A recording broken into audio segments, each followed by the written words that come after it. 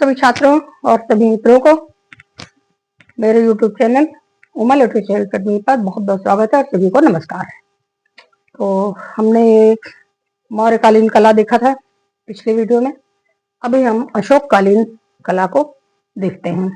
तो जैसा कि हमने बताया था, राजकीय कला और लोक कला दो रूपों में इनकी कला, मौर्यकालीन कला हमको दिखाई पड़ती है। तो पहले हम राजकीय कला को देखते हैं। तो अशोक ने क्या क्या बनवाए थे? स्तूप बनवाए थे, गुहाएं बनवाई थी बहुत सारी, और स्तंभ। ये तीन विशेष रूप से उसके पाषाण निर्मित कला, वास्तुकला के रूप में दिखाई पड़ते हैं। तो पहले हम स्तूप ले लेते हैं। तो बौद्ध परंपराओं के अनुसार अशोक ने 84,000 स्तूपों का निर्माण कराया था, ऐसा कहा जाता है। इनमें से बहुतों का दर्शन चीनी यात्रियों ने किया था। दुर्भाग्यवश अपने मूल रूप में इनमें से अब कोई भी उपलब्ध नहीं है, मूल रूप में उपलब्ध नहीं है।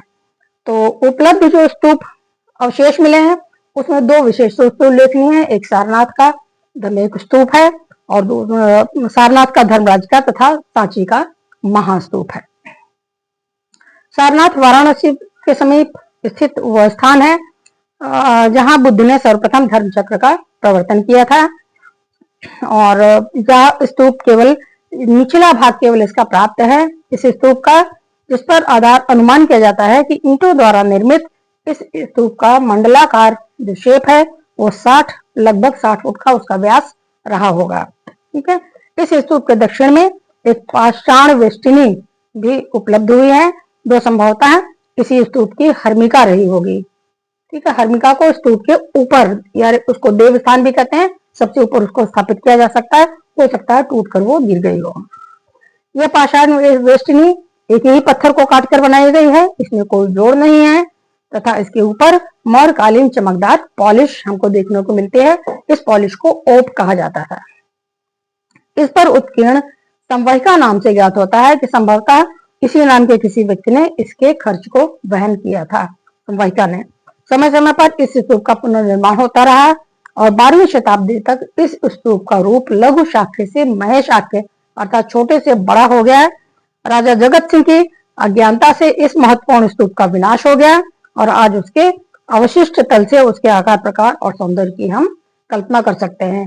छात्रों, स्तूपों को हम आपको बाद में और भी पढ़ाएंगे, अलग अलग एक एक स्तूप को उठाएंगे, जिसमें आपको सांची का स्तूप, भरहुत स्तूप, अमरावती स्तूप, दक्षिण 3 स्तूप विशेष रूप से आपको हम बाद में आगे चल के इसकी चर्चा करेंगे। अभी मैं अशोककालीन कला के मोटे मोटे आपको एक स्वरूप बता रही हूँ कि उसने क्या क्या निर्माण किया था।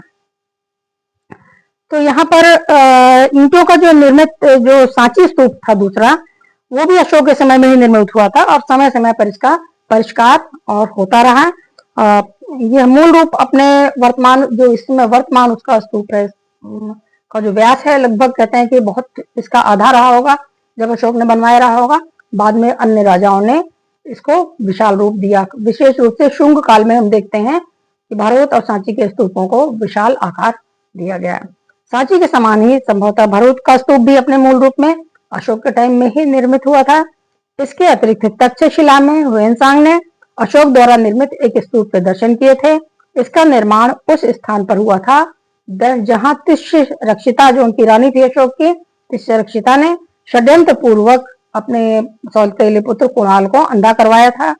कपिलवस्तु, इसके अतिरिक्त कपिलवस्तु, कुशीनगर, वैशाली, गया, मथुरा, अयोध्या, कन्नौज, प्रयाग, श्रावस्ती, थानेश्वर और श्रीनगर आदि स्थानों पर भी अशोककालीन स्तूपों के अस्तित्व का वर्णन हुएनसांग ने किया है। 7वीं शताब्दी में हुएनसांग गया था, फिर भी उसने इन स्तूपों का वर्णन किया हुआ है। तो इस तरह से हम देखते हैं कि बहुत सारे पूरे देश में स्तूप उसके द्वारा बनाए हुए थे। उसका समय समय पर उसमें अधिक बड़े बनते गए, परिष्कार होता गया।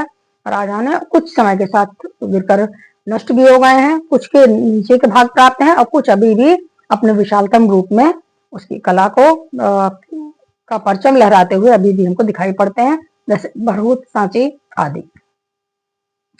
अब हम देख लेते हैं गुहाएं। गुहाएं कहते हैं गुफाओं को। हम जानते हैं कि आदि मानव, पाषाणकालीन मानव गुफाओं में ही रहता था। तो अशोक, जो चंद्रगुप्त मौर्य के पौत्र थे अशोक और उसके पौत्र दशरथ द्वारा गया के समीप, जो बिहार में गया नामक स्थान है, उसके समीप 2 प्रकार की पहाड़ियां मिलती हैं हमको, बराबर की पहाड़ियां और नागार्जुनी पहाड़ियां दिखाई पड़ती हैं। तो इन पहाड़ियों पर आजीवक साधुओं के लिए, जो आजीवक संप्रदाय थे, हम कह सकते हैं कि अशोक के काल में धार्मिक सहिष्णुता थी, अर्थात वो भले बौद्ध धर्म को मानता हो लेकिन अन्य संप्रदायों का भी आदर उसका किया करते थे। और आजीवक नामक संप्रदाय के साधुओं के लिए उसने गुहा भवनों का निर्माण कराया था। इन 7 शैल श्रृंगों में 4 बराबर की पहाड़ियों में हैं और 3 नागार्जुनी की पहाड़ियों में मौजूद हैं। शैल गृहों या पर्वत गुहाओं के निर्माण की परंपरा भारत में अत्यंत प्राचीन है। प्रागैतिहासिक और प्रागैतिहासिक काल में भी ऐसी गुफाओं के अस्तित्व थे जहां पर आदि मानव निवास किया करते थे। तो बराबर की पहाड़ियों की पहली गुफा का नाम है कर्ण चौपड़। कर्ण चौपड़, ठीक है। इसका निर्माण अशोक के राज्याभिषेक के 19वें वर्ष में किया गया था। यह 33 फुट और 6 इंच लंबी है और 14 फुट चौड़ी और 10 फुट ऊंची है। ये कर्ण चौपड़ गुहा। और दूसरी गुहा है सुदामा गुहा। गुफा को जहां पर गुहा कहा गया है, गुफा का ही नाम है। तो सुदामा गुहा अशोक के राज्याभिषेक के 12वें वर्ष में निर्मित हुई। इसकी छत जो है ढोलाकार आकार की जो इसकी छत है और उसका मुख मंडप 32 फुट 9 इंच लंबा है, 19 फुट 6 इंच चौड़ा है और 12 फुट 3 इंच ऊंचा है, अर्थात बहुत खूबसूरत गुफा है ये। और तीसरी गुफा हमको मिलती है लोमश ऋषि की गुफा कह सकते हैं उसको। लोमश ऋषि गुहा के द्वार के मेहराब बना हुआ है। मेहराब में पाषाण की एक सुंदर हाथियों की पंक्ति बनाई गई है, हस्त पंक्ति बनी है। और अशोक के राज्याभिषेक के 12वें वर्ष में निर्मित चौथी गुहा का नाम है विश्व झोपड़ी है। अशोक के नगर ये 4 ये बनी है बराबर पहाड़ियों में की गुफाएं हैं, ठीक है। फिर उसके बाद 3 और बचती हैं, वहिका गुफा, वर्तिका गुफा और गोपिका गुफा। ये तीनों हैं नागार्जुनी पहाड़ियों में। नागार्जुनी पहाड़ियों में अशोक के पोते दशरथ ने 3 गुहाओं का निर्माण कराया, जिनके नाम गोपिका गुफा, वहिका गुफा और वडथिका गुफा मिलते हैं। और जिसमें गोपिका गुफा जो है वो सबसे चौड़ी है, जिसको गोपिका गुफा कहा गया है। गुहा ही है वो, चौड़ी और सुरंग के आकार की है, जो 44 फुट लंबी, 19 फुट चौड़ी और 10 फुट ऊंची है। इन सभी गुहाओं की भित्तियों पर मौर्यकालीन पॉलिश है, जिसके कारण वे कांच के समान चमकदार हुआ करती थी। मौर्यकालीन पॉलिश मौर्यकाल के बाद में आज तक कोई बना नहीं पाया है जो उस समय प्रयोग में लाई जाती थी, ठीक है। तो ये हो गई गुहाएं। अब आते हैं स्तंभ पर, ठीक है। तो मौर्यकाल का जो की कला का, वास्तुकला का कह सकते हैं कि सर्वोत्तम रूप अशोक के स्तंभों में दृष्टिगोचर होता है। अशोक द्वारा बौद्ध धर्म के प्रचार और उसे लोकप्रिय बनाने के लिए शिलाओं एवं पाषाण स्तंभों पर बौद्ध धर्म के मूल सिद्धांत उत्कीर्ण कराए गए थे। छात्रों, ये स्तंभ बौद्ध धर्म के तीर्थों और प्रमुख स्थानों पर स्थापित किए गए थे। चीनी यात्री फायान ने अशोक के 6 स्तंभों और हुएनसांग ने 15 स्तंभों का उल्लेख किया है। फायान ने श्रावस्ती, कुशीनगर, पाटलिपुत्र और संकाश में तथा हुएनसांग ने संकाश, श्रावस्ती, कपिलवस्तु, लुम्बिनी, सारनाथ, वैशाली, राजगृह तथा पाटलिपुत्र में अशोक के स्तंभों को देखा हुआ था। अब तक अशोक के कुछ स्तंभ लगभग जो 15 की संख्या में हैं प्राप्त हो चुके हैं, जिनमें सारनाथ स्तंभ, सांची स्तंभ, रामपुरवा स्तंभ जिसका सिंह शीर्षक है, रामपुरवा में ही दूसरा एक स्तंभ है जिसका बैल शीर्षक है, लौरिया नंदनगढ़ स्तंभ, लौरिया अरराज स्तंभ, इलाहाबाद स्तंभ, कौशाम्बी स्तंभ, रुमिनदेई अथवा लुम्बिनी स्तंभ, निगाली सागर या निगलीवा स्तंभ, बाखिरा अथवा कोल्हुआ स्तंभ, संकाश स्तंभ, दिल्ली मेरठ स्तंभ और दिल्ली टोपरा स्तंभ आदि। और 15वां है पटना की सदर गली से स्तंभ खंड प्राप्त हुआ है और कुछ और भी प्राप्त हुए हैं। आरा के मसार गांव से प्राप्त संग्रहालय में सुरक्षित सिंह शीर्षक स्तंभ का भाग प्राप्त हुआ है केवल। और पटना संग्रहालय से सुरक्षित 4 बैलों के संघाट से युक्त शीर्षक स्तंभ भी प्राप्त हुआ है। इसके अतिरिक्त यत्र तत्र जहां तहां टूटे हुए भाग भी प्राप्त होते हैं। इनमें से अधिकांश स्तंभों पर लेख हैं और कुछ सादे भी हैं, जैसे रामपुरवा, बैल शीर्षक स्तंभ, कौशाम्बी स्तंभ और संकशा के स्तंभ आदि, ये सब सादे हुए हैं। तो यहाँ पर मैं आपको बता दूं कि अशोक के ये स्तंभ चुनार के बलुए पत्थर से बने हुए हैं। इनकी पॉलिश शीशे की भांति चमकने वाली है, जिस पर आंख का टिकना कठिन है। एक ही पत्थर के बने हुए ये गोल स्तंभ ऊपर की ओर मोटाई में कम होते गए हैं, अर्थात नीचे चौड़े हैं, ऊपर पतले हैं। इन स्तंभों की ऊंचाई 30 से 50 फीट तक है और इनका भार 1000 से 1200 मन के बीच में है। 2.5 मन का एक क्विंटल होता है, इसी से अंदाज लीजिए। इनके आधारों की चौड़ाई 35.35 फुट 6 इंच और 49 फुट 6 इंच के बीच में है। एक ही पत्थर द्वारा बने ये विशाल स्तंभ देखकर आश्चर्य होता है, अर्थात पत्थरों को जोड़ा नहीं गया है, एक ही पत्थर से पहाड़ को काटकर कैसे बनाए गए हैं, किस प्रकार गढ़ा होगा, कैसे इनको खानों से बाहर निकाला गया होगा और किस प्रकार उन्हें निर्धारित स्थान पर लगाया गया होगा और किस प्रकार उन पर शीर्ष जमाए गए होंगे, ये सब एक आश्चर्य की वस्तु है। तो अब आज के लिए ये यहाँ पर स्तंभों की रचना देख लेते हैं। यहाँ पर स्तंभों की रचना के आधार पर उनके 2 भाग किए जा सकते हैं, स्तंभ यष्ट या लाट और शीर्ष। और नीचे का भाग लाट कहलाता है, तो ऊपर नीचे मोटा और ऊपर क्रमशः पतला होता जाता है। इसके ऊपर स्तंभ का दूसरा भाग शीर्ष कहलाता है। शीर्ष के भी 5 भाग होते हैं। कौन कौन भाग होते हैं? एक तो देखिए लाट कहलाता है, जो नीचे का भाग है, ऊपर है शीर्ष।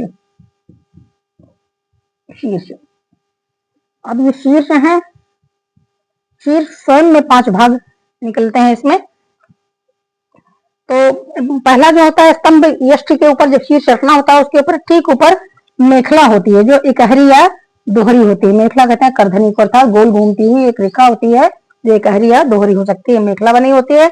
उसके ऊपर उल्टी कमल की पंखुड़ियां, दूसरी जो है उल्टी कमल की पंखुड़ियां बनी हुई हैं, या जैसे कटोरे को आंधा कर दीजिए या कमल के फूल को उल्टा पलट दीजिए, उल्टी पंखुड़ियां हैं। और कुछ जिन्हें कुछ विद्वान घंटे की आकृति मानते हैं। तीसरा कंठा है, तीसरा जो है वो कंठा अर्थात कंठ, गला के जैसी आकृति, कंठा बना हुआ है। चौथा फलक अथवा गोल चौकोर चौकी है। चौथा क्या है? फलक। फलक कहते हैं गोल या चौकोर मेज जैसी, ऐसे प्लेट चौकी जैसी है, जो चौकी रखी हुई है, उसी के ऊपर किसी न किसी पशु आकृति को बैठाया गया है। और पांचवा है ऊपर एकाधिक पशु आकृतियां। पांचवें पर पशु आकृतियां हैं, जो किसी स्तंभ पर एक आकृति है और किसी पर एक से अधिक आकृति हैं, आकृतियां बनी हुई है। तो इस प्रकार हम देखते हैं कि 5 भाग ऊपर शीर्ष के स्तंभों में, शीर्ष के 5 भाग होते थे। और इस पर बहुत विद्वानों ने कहा है, कभी न किसी, बहुत अधिकांश विद्वान मानते हैं कि ईरानी घंटों के समान इनकी घंटाकृति है। और जो हमारे देशी वासुदेव शरण अग्रवाल जैसे देशी विद्वान हैं, हमारे भारतीय विद्वान हैं, वो कहते हैं कि महाभारत में कमल को तो हमारे यहाँ आकाश का प्रतीक माना जाता था, इसलिए हम इसे उल्टे कमल की पंखुड़ियां ही मानेंगे। इस पर जो है कंठा जो है सादा गोले के रूप में अथवा बटी हुई डोरी के रूप में बनाया जाता है। फलक अथवा चौकी को विभिन्न प्रकार की अलंकारिक शैली में उकेरा गया है, इस पर चक्र, पशु, पुष्प का अलंकरण है। और शीर्षों की पशुओं की जो आकृतियां हैं, उनमें प्रायः सिंह, बैल, हाथी तथा अश्व हैं। तो आशा है कि आज के लिए इतना ही। और छात्रों, आप लोग लाइक और सब्सक्राइब अवश्य करिए, वॉच टाइम बढ़ाइए कृपया, ताकि मुझे भी उत्साह मिलता रहे। और आज के लिए इतना ही, बहुत बहुत धन्यवाद।